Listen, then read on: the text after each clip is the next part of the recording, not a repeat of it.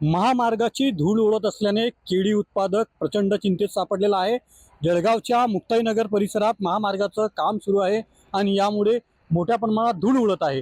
या धुळीमुळे केळीवर सर्वत्र धूळ पसरलेली आहे। केळीच्या पिकावर त्यामुळे केळी उत्पादक प्रचंड चिंतेत सापडलेला आहे। उत्पन्नात घट होण्याची शक्यता शेतकरी वर्ग व्यक्त करत आहे।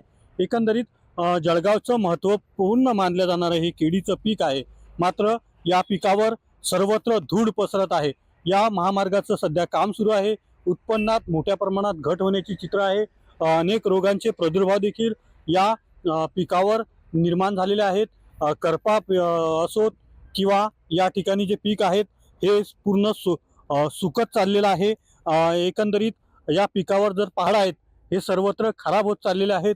महामार्गावरील सध्या काम सुरू असल्यामुळे सर्वत्र या ठिकाणी हे धूळ केळीच्या पिकावर, शेती लागत असलेल्या केळीच्या पिकावर पसरलेली आहे। त्यामुळे केळी उत्पन्नात मोठी घट होण्याची शक्यता या ठिकाणी वर्तवली जात आहे। आपण जर पाहिलं तर हे जे केळीचं पीक आहे या पिकावर सर्वत्र धूळ पसरलेली आहे। हे जे झाड आहे यामुळे उत्पन्नात घट होण्याची शक्यता शेतकरी वर्ग व्यक्त करत आहे आणि प्रचंड चिंतेत जळगाव जिल्ह्यातील केळी उत्पादक या ठिकाणी सापडलेला आहे। तातडीने या संदर्भात लक्ष देण्याची मागणी शेतकरी वर्गाकडून केली जात आहे। रवी गोरेसह मंगेश ढवले, TV9 मराठी, मुक्ताईनगर, जळगाव।